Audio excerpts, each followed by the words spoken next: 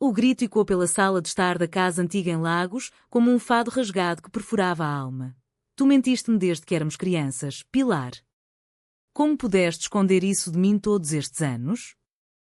Rita, com os olhos flamejantes como o sol poente sobre o Atlântico, atirou o álbum de fotografias antigas contra a parede de azulejos pintados à mão, representando cenas de pescadores e sereias, herança de uma avó que cantava modinhas ao luar.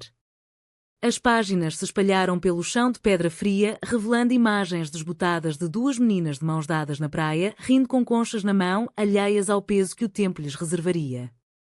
Pilar, parada no centro da sala, sentiu o coração apertar como as cordas de uma guitarra portuguesa desafinada. Seus lábios tremiam, mas as palavras não saíam. Em vez disso, lágrimas silenciosas correram pelo seu rosto, traçando caminhos salgados como as águas do mar que lambiam as falésias de Ponta da Piedade. Naquele instante, o segredo de infância que as unira em cumplicidade infantil agora as separava como uma maré impiedosa, arrastando consigo anos de amizade tecida com fios de saudade e promessas sussurradas ao vento. Era o verão de 1985 e Lagos ainda cheirava a sardinha assada nas ruas empedradas, onde as varandas de ferro forjado transbordavam de gerânios vermelhos e bougainvillias cor-de-rosa.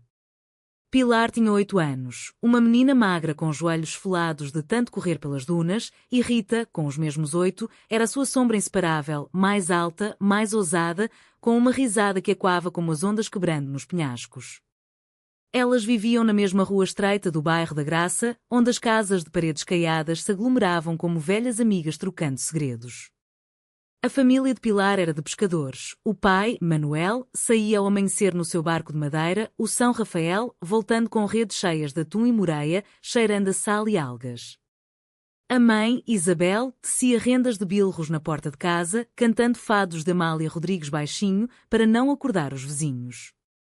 Rita, por sua vez, era filha de uma costureira viúva, a Dona Maria, que criava a filha sozinha desde que o marido morrera num acidente no mar, uma história que se contava em sussurros, como se o oceano ainda devesse explicações. Aquele verão começou como todos os outros, com o cheiro de pão quente da padaria da esquina e o som das gaivotas disputando restos de peixe no cais. Pilar e Rita inventavam mundos nas praias escondidas, construindo castelos de areia que o mar inevitavelmente levava, prometendo-se que um dia fugiriam juntas para Lisboa, onde as luzes do bairro Alto brilhavam como estrelas caídas. Foi numa tarde de julho, sufocante como o abraço de um amante ciumento, que o segredo nasceu. Elas brincavam na gruta de Benagil, aquela caverna natural esculpida pelo Atlântico, com o teto aberto ao céu como uma catedral pagã. O sol filtrava-se em raios dourados, dançando na água rasa, e as meninas mergulhavam, rindo, com os cabelos colados ao rosto. De repente, Rita escorregou numa poça de algas viscosas e caiu, batendo a cabeça numa rocha afiada. O sangue misturou-se à água salgada, tingindo o azul de vermelho, e Pilar, em pânico, arrastou a amiga para a praia, jurando que ninguém saberia. É o nosso segredo, Rita. Se contarmos, vão proibir-nos de vir aqui para sempre. Mas não era só o acidente. Enquanto limpava o ferimento com a bainha do vestido, Pilar confessou, num sussurro rouco: eu vi a tua mãe chorar ontem à noite, no quintal. Ela falava sozinha, dizendo que o teu pai não morreu por acidente. Que alguém o traiu no barco. As palavras saíram como um veneno doce, colhidas de uma conversa ouvida às escondidas entre as mães, durante uma tarde de chá e bolos de amêndoa.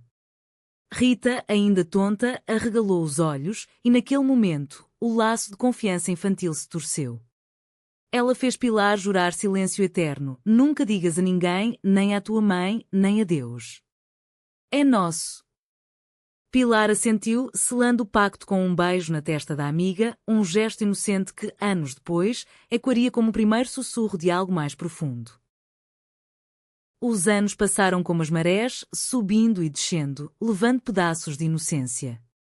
Aos 18, Pilar partiu para Lisboa para estudar arquitetura na Universidade Técnica, fascinada pelas curvas dos aquedutos romanos e pelas torres manuelinas que pareciam desafiar o céu. Rita ficou em Lagos, ajudando a mãe na costura, mas com sonhos de ser dançarina de flamenco, influenciada pelas gitanas que performavam nas feiras de verão, com saias rodadas e castanholas que batiam como corações acelerados. Elas se escreviam cartas em papel perfumado com lavanda, cheias de saudades e confissões. Pilar descrevia as noites no Chiado, onde o fado se misturava ao jazz ilegal. Rita contava das festas de São João, com fogueiras na praia e sardinha grelhada até o amanhecer. Mas o segredo pairava como uma sombra sutil, nunca mencionado, mas sempre presente nas pausas das linhas.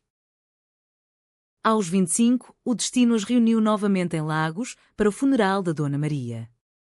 Rita, agora uma mulher de curvas suaves e olhos que guardavam tempestades, chorava ao lado do caixão de madeira simples, adornado com flores de jasmim e um rosário de madrepérola.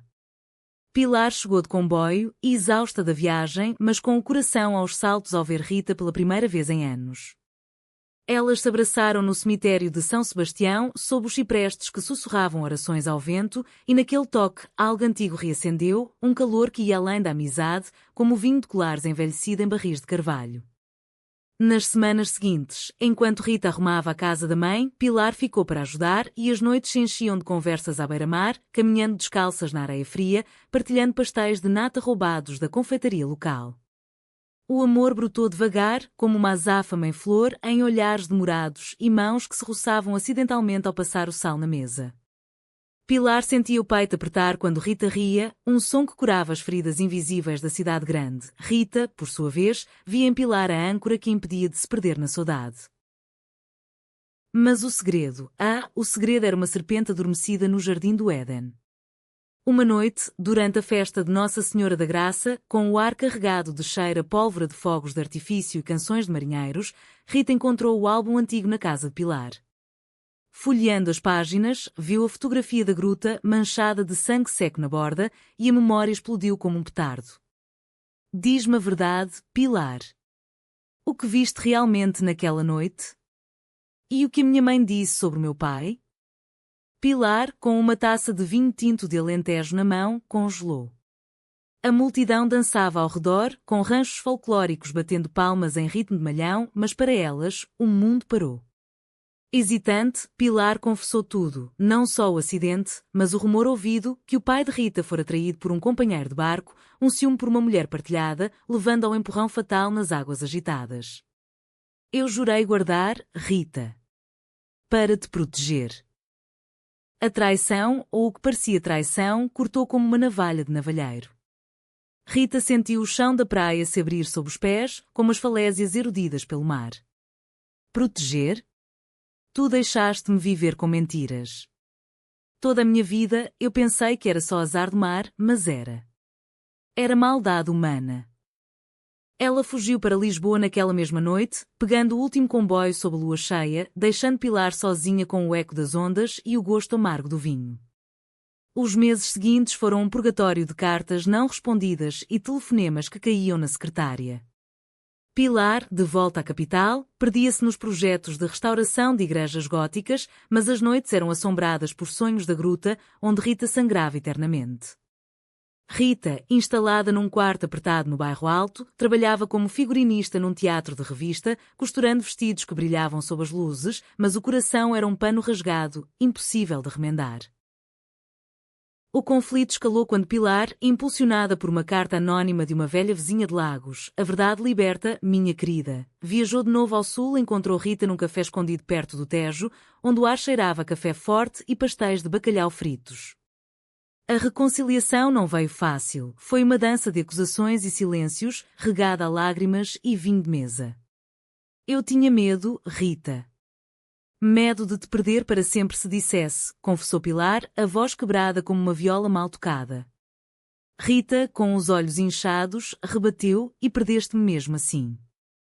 Mas no fundo, o amor, esse amor que sempre fora mais que amizade, tecida nas tramas da infância, pulsava como o coração de Portugal, resiliente e apaixonado. A reconciliação começou devagar, como o nascer do sol sobre as falésias de Sagres, tingindo o céu de laranja e púrpura, prometendo um dia novo apesar das sombras da noite. Pilar e Rita decidiram ficar em Lisboa juntas, alugando um apartamento pequeno no Alfama, com varanda de ferro que rangia ao vento e vista para o castelo de São Jorge, onde as lendas de mouros e cristãos se entrelaçavam como os seus destinos. O bairro era um labirinto de ruas calçadas em calhau rolado, onde o fado nascia em cada esquina, guitarras tristes e vozes roucas que cantavam de amores perdidos e reencontrados. Pilar trabalhava no ateliê de um arquiteto renomado, restaurando o aqueduto das águas livres, cujas arcadas de pedra ecoavam a solidez que ela ansiava na vida. Rita, com o seu talento para as artes, juntou-se a uma companhia de dança contemporânea, fundindo o flamenco gitano com os ritmos do fado, criando espetáculos que falavam de mulheres fortes, de saudades que não matam, mas transformam. As noites eram o seu refúgio. Sentavam-se na varanda com uma garrafa de Porto Tawny, o néctar doce de vinho do Porto que aquecia o peito como um abraço, e falavam horas a fio. Pilar contava das suas viagens pelo interior, as vinhas de Douro, escavadas em socalcos como degraus para o céu, onde os vindimadores cantavam alvíçaras ao colher uvas maduras. Rita descrevia as feiras de Estremoz, no Alentejo, com azulejos reluzentes e mulheres de jailos bordados dançando ao som de acordeões. Aos poucos, o segredo da infância perdia o veneno, tornava-se uma cicatriz partilhada, um lembrete de que a verdade, por mais afiada, curava mais que as mentiras suaves. Eu perdoei-te porque te amo, Pilar, disse Rita uma noite, enquanto as luzes do Tejo piscavam como estrelas refletidas na água. E o amor não é perfeito. É como o mar, às vezes calmo, às vezes furioso, mas sempre profundo. Mas a vida em Portugal, com a sua mistura de catolicismo devoto e tradições ancestrais, não facilitava o caminho de duas mulheres que se amavam além das convenções. A família de Pilar, ainda em Lagos, enviava cartas cheias de preocupação velada. Quando voltas para casa, filha? Há um rapaz bom aqui, o filho do armador, que pergunta por ti.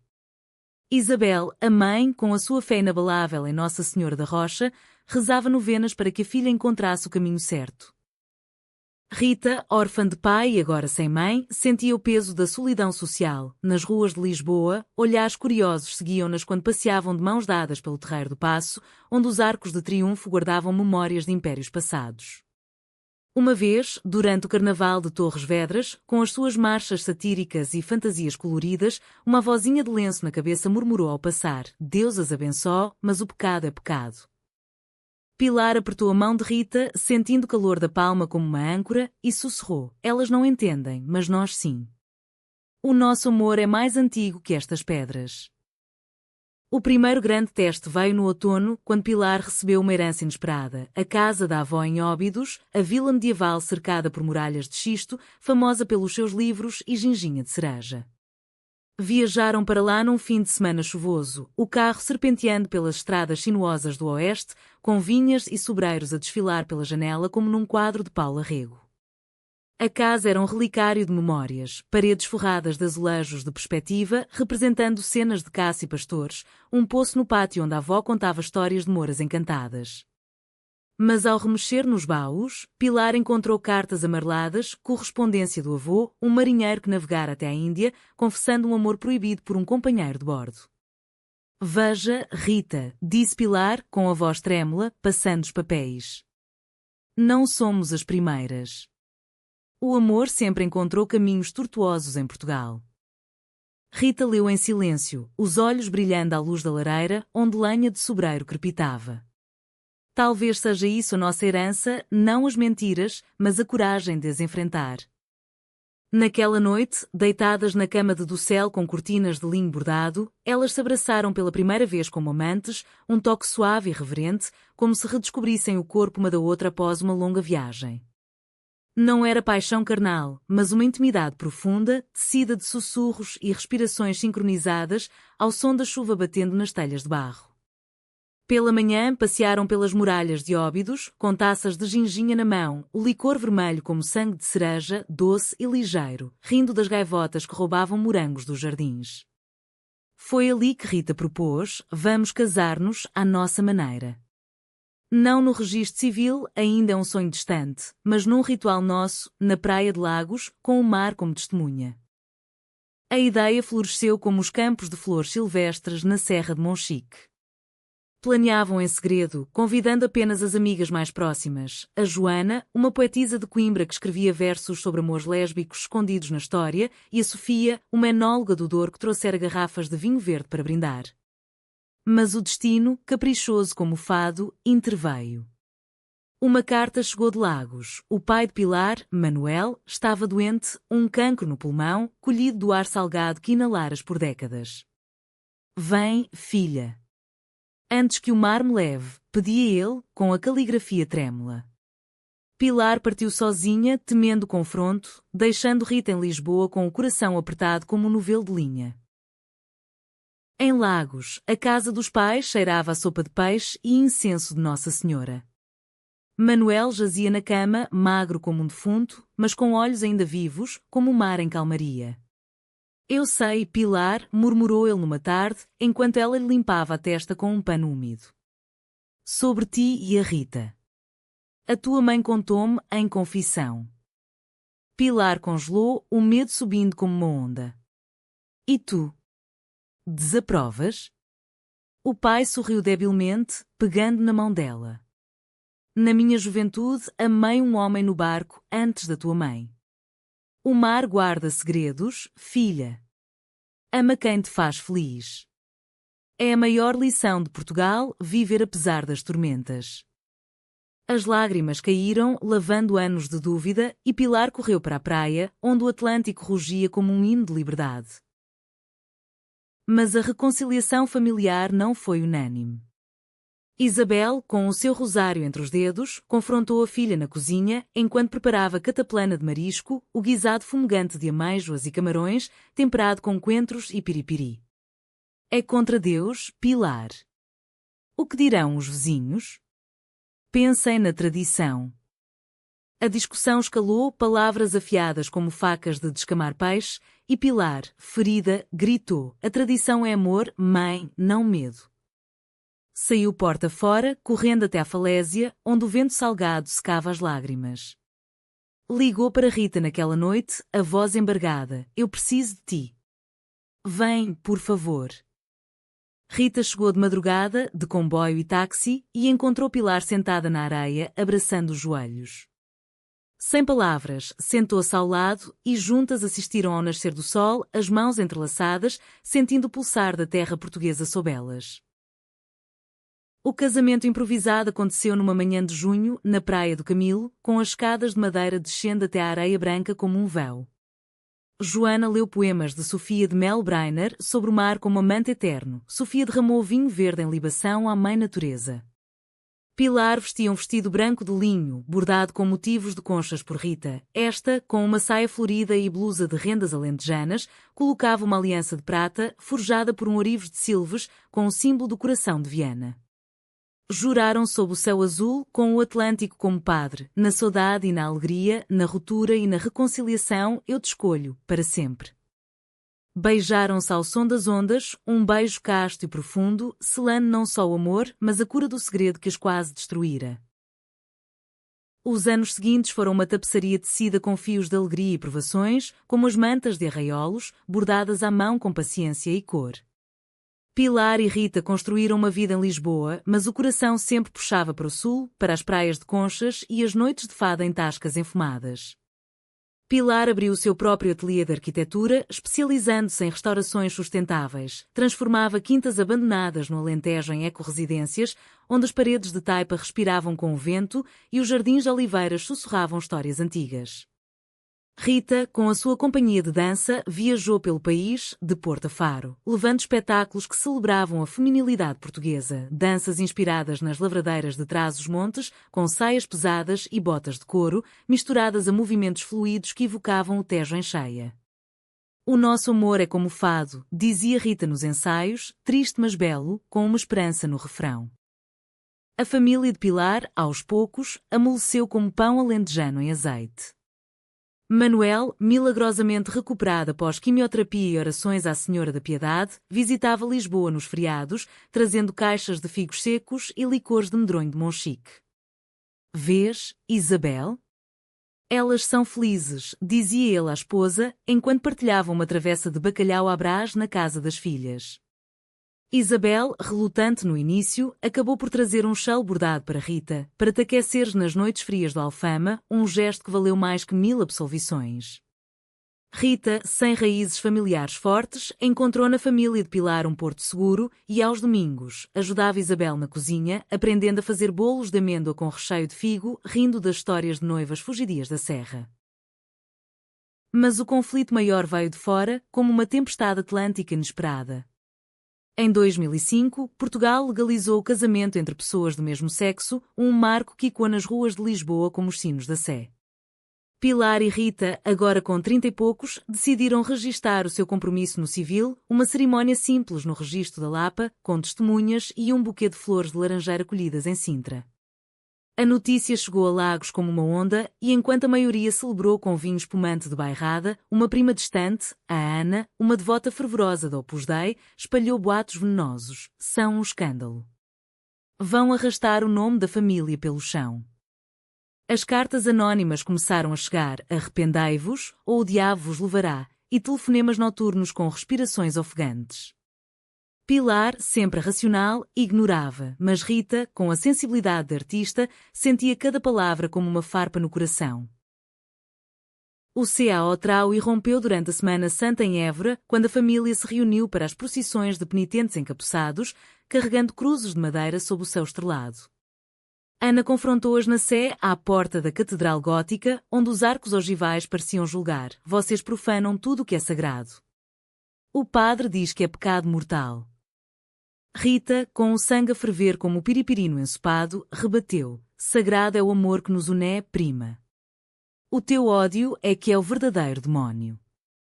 A discussão atraiu olhares e Pilar puxou Rita para fora, para o jardim do templo romano, onde colunas milenares testemunhavam silêncios eternos. Lá, sob as estrelas, Rita desabafou: eu tenho medo, Pilar. Medo de que o mundo nos separe, como o segredo nos separou outrora. Pilar abraçou-a, sentindo o tremor do corpo amado. Não deixarão. O nosso amor é mais forte que pedras antigas.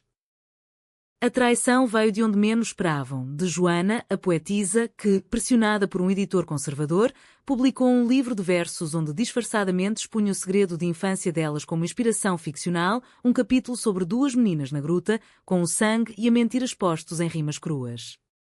O livro, Saudades Salgadas, tornou-se um sucesso nas livrarias da Baixa, mas para Rita e Pilar foi uma facada. Como ela pôde, chorou Rita, rasgando as páginas no apartamento, enquanto o cheiro de jasmim da varanda se misturava ao de lágrimas. Pilar, ferida mas pragmática, confrontou Joana num café do Rocio: a nossa dor não é tua mercadoria. Joana, arrependida, confessou: eu precisava do dinheiro. Mas traía confiança. Perdoe-me. O perdão não veio imediato, foi um processo lento, como o envelhecimento do vinho do Dão em caves frescas. Naquele ano, decidiram regressar a Lagos por um tempo, para curar as feridas à beira-mar. Alugaram uma casa na meia-praia, com jardim de figueiras e limoeiros, onde o ar cheirava a iodo e flores. Rita ensinou aulas de dança para crianças locais, vestindo-as de saias rodadas e ensinando passos de fandango. Pilar projetou um centro comunitário para artistas LGBTQ+, com paredes de vidro que captavam a luz do Atlântico, simbolizando transparência. As noites eram para elas, caminhadas ao luar, colhendo conchas que tilintavam como sinos e conversas profundas sobre o futuro, talvez adotar uma criança ou simplesmente envelhecer juntas, contando histórias aos netos imaginários. Uma tarde, enquanto pintavam azulejos no quintal, motivos de ondas e corações entrelaçados, Rita parou, com o pincel na mão. Lembras-te da promessa na gruta? Fugir para Lisboa. Cumprimos-la, mas agora quero ficar aqui, contigo, enraizada como uma oliveira. Pilar sorriu, limpando uma mancha de azul na bochecha de Rita. O segredo nos rompeu, mas nos reconstruiu mais fortes. O nosso amor é maduro, como o vinho de 20 anos, rico, complexo, inabalável. Beijaram-se então, um beijo de gratidão, ao som de um fado distante vindo da vila, cantando de amores que resistem ao tempo. Com o passar dos anos, a vida de Pilar e Rita entrelaçou-se como as videiras do Douro, subindo socalcos íngremes em busca da luz. Aos 40, Pilar era uma arquiteta respeitada, com projetos premiados. O pavilhão da Bienal de Arte em Coimbra, inspirado nas janelas manuelinas, com vitrais que filtravam a luz em tons de safira e âmbar, simbolizando a transparência que aprenderam a abraçar. Rita, agora coreógrafa, liderava a sua companhia em turnê europeias, mas sempre regressava a Portugal, ao palco do Coliseu dos Recreios, onde dançava fados encenados, com projeções de mares agitados e grutas secretas, homenageando a sua história sem expor as feridas. A arte cura, dizia ela aos bailarinos, como o sol cura a alma após a chuva. A sociedade portuguesa, devagar como o progresso das marés, começava a mudar. O orgulho gay em Lisboa crescia, enchendo a Praça do Comércio com bandeiras arco-íris e carroças de drag queens cantando à portuguesa em versão queer. Pilar e Rita marchavam na frente, de mãos dadas, com cartazes que diziam amor sem segredos, inspirando jovens casais a saírem da sombra. Em casa, adotaram um cão, um pudengue alentejano magro chamado Mar, que corria pela praia como se fugisse de fantasmas. As noites de domingo eram rituais, jantar de açorda alentejana, com pão amanhecido em leite e ovos puxados, regado a vinho tinto de Borba, seguido de sessões de fado caseiro, onde Rita dedilhava a guitarra portuguesa e Pilar cantava com voz rouca versos de Maria Teresa de Noronha sobre amores impossíveis que se tornam possíveis. Mas a sombra da traição passada ainda pairava, manifestando-se em pequenas fissuras. Durante uma visita a Porto, para o Festival de São João, com martelos de plástico batendo em cabeças e fogueiras iluminando de ouro, Rita recebeu uma carta de um antigo admirador, um bailarino espanhol da companhia, que insinuava um passado romântico inventado para ferir. Ele mente para me separar de ti, explicou Rita Pilar, no quarto de hotel com vista para as pontes de ferro. Pilar, consumida pela dúvida, eco da insegurança infantil, confrontou. É como o segredo da gruta, não é? Sempre uma mentira à espreita. A discussão foi feroz, palavras voando como fogos de artifício, e Rita saiu, vagando pelas ribeiras até o amanhecer, sentindo o cheiro de sardinhas queimadas como metáfora da sua raiva. Pilar, sozinha, refletiu na varanda, olhando o rio que serpenteava como veias de Portugal. Lembrou-se das palavras do pai, agora idoso em Lagos, acamado novamente. O amor maduro não é a ausência de tormentas, mas a escolha diária de navegar nelas. No dia seguinte, encontrou Rita num café da Baixa Portuense, com mesas de mármore e cheira a francesinhas fritas. Perdão, amor. O meu medo é a herança do passado, mas o nosso futuro é nosso para construir. Rita, com olhos vermelhos mas sorriso suave, pegou na mão dela. Então construamos pontes, não muralhas. Como as tuas arquiteturas. Regressaram a Lisboa de comboio, parando em Aveiro para comer ovos moles, doces conventuais de cor alaranjada, macios como promessas, e ali, nos canais de moliceiro pintados de azul, renovaram votos sussurrados. Na dúvida e na certeza, eu te escolho. O apoio incondicional revelou-se na provação maior, o cancro de Rita, diagnosticado num check-up de rotina, como uma nuvem negra sobre o céu de verão. Aos 45, ela sentiu cansaço nas pernas durante o ensaio, um peso que não era só da dança. Os médicos no Hospital de Santa Maria confirmaram: linfoma, tratável mas implacável. Pilar foi à rocha, acordava às 5 para preparar infusões de ervas da serra, como camomila de Gouveia e hortelã-pimenta, acompanhava as sessões de quimio, segurando a mão de Rita enquanto o veneno curador corria nas veias. Tu és a minha pilar, coluna que me sustenta, brincava Rita, fraca mas espirituosa, durante as noites em que o vômito dobrava. A família toda se mobilizou. Manuel enviava cestos de laranjas de Algarve, doces como o sol, Isabel rezava terços intermináveis, agora pela nora que aprendera a amar. Até a Ana, a prima, enviou uma carta de desculpas. Eu estava errada. Que Deus, ou quem quer que seja, te cure. Rita batalhou com graça, como uma dançarina no clímax de uma coreografia. Perdeu o cabelo, cobrindo a cabeça com lenços de seda bordados à moda minhota, e transformou a doença em arte. Coreografou Saudade em Queda, um espetáculo sobre fragilidade e resiliência, com bailarinas vestidas de branco dançando entre véus que caíam como lágrimas. Pilar projetou o cenário, uma gruta estilizada de luz e sombra, homenageando o segredo fundador. A estreia no Teatro Nacional de São Carlos foi um triunfo, com aplausos que ecoaram como ondas, e Rita, de pé na cena apesar da fraqueza, dedicou à mulher que me reconstruiu, Pilar, o meu amor eterno. A remissão veio como um milagre de Fátima, lenta, mas certa. Celebraram em peregrinação particular à Serra da Arrábida, caminhando por trilhos de Esteva e Rosmaninho, até uma praia escondida onde o mar era um espelho de turquesa. Ali, deitadas na areia, Rita sussurrou: o segredo nos rompeu, a traição nos testou, mas o teu apoio me salvou. O nosso amor é humano, imperfeito, mas divino na sua persistência. Pilar, com lágrimas nos olhos, respondeu: e assim será até o último fado. Na maturidade, Pilar e Rita tornaram-se pilares da comunidade, como as torres dos Jerónimos em Belém, imponentes e entrelaçadas com a história. Aos 50, Pilar publicou um livro de memórias ilustradas, Arquiteturas do Coração, misturando projetos de edifícios com capítulos sobre o amor que construiu com Rita, com desenhos de azulejos personalizados que contavam a sua saga, a gruta como portal, o mar como testemunha.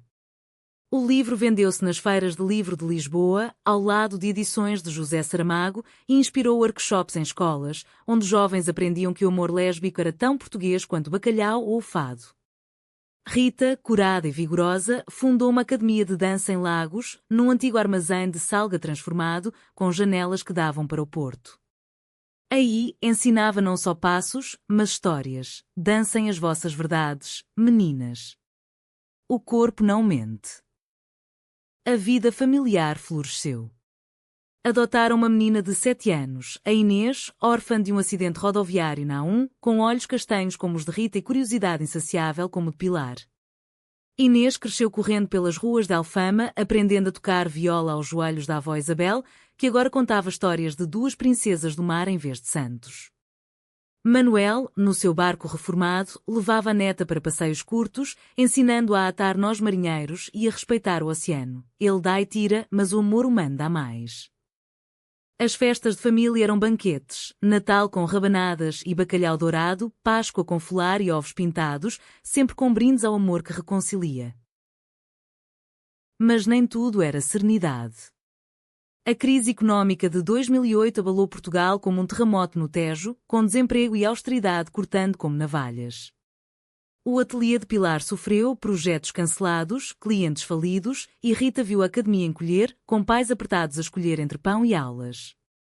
Vamos sobreviver, dizia Pilar, vendendo joias de família para pagar contas, como os nossos antepassados na Revolução dos Cravos. Rita, criativa, organizou noites de fado solidário na academia, com cantoras locais arrecadando donativos em latas de atum vazias. Uma noite, durante uma dessas, um antigo segredo ressurgiu. O pai do bailarino espanhol, agora um produtor rico, ofereceu patrocínio à companhia de Rita, mas com uma condição velada: afasta-te daquela arquiteta e junta-te à minha filha.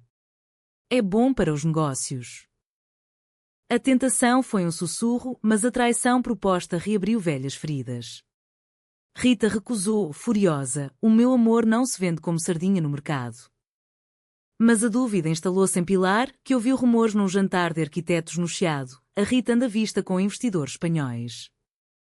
Uma noite de discussão irrompeu, com pratos de termoços voando e Inês escondida no quarto, tapando os ouvidos. És paranoica, como na gruta, acusou Rita. E tu és secreta, como sempre, rebateu Pilar. A ruptura ameaçou, mas Inês, com sabedoria infantil, interveio. Mamãs, o amor é como o mar, briga mas volta sempre. Elas pararam, abraçando a filha, e naquela vulnerabilidade reconstruíram terapia com uma psicóloga de Setúbal, passeios em Sintra sob neblina romântica, onde palácios de conto de fadas lembravam que felizes para sempre exigem trabalho. O apoio incondicional brilhou na velhice. Aos 60, com cabelos grisalhos como as ondas de inverno, mudaram-se para uma casa em Cascais, com jardim de camélias e vista para a Baía.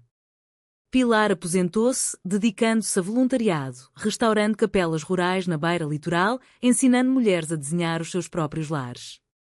Rita escreveu Memórias Dançantes, Passos de Saudade, um best-seller que filmaram em documentário, com cenas na Gruta de Benagil, agora um sítio turístico que elas visitavam anualmente, rindo do passado. Inês, crescida, tornou-se engenheira ambiental, casando com uma bióloga de Faro, e as avós, como a chamavam, oficiavam uniões simbólicas na praia, com conchas como alianças. Uma última provação veio com a demência de Isabel, a mãe de Pilar, que vagava pelas ruas de Lagos confundindo netos com fantasmas do passado. Rita cuidou dela como uma filha, cantando fados baixinho para acalmá-la, enquanto Pilar lidava com os papéis legais. Tu és a minha força, murmurava Pilar a Rita nas vigílias noturnas. Quando Isabel partiu, pacificamente na cama com vista para o mar, o funeral foi uma celebração, missa na igreja matriz, seguida de banquete com cataplana e vinhos de palmela, onde todos brindaram à mulher que amou apesar de tudo.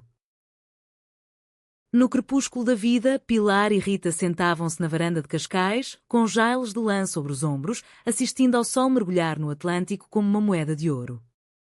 Aos 70, os corpos doíam como barcos velhos rangendo no cais, mas os corações batiam firmes, tecidos com décadas de reconciliação.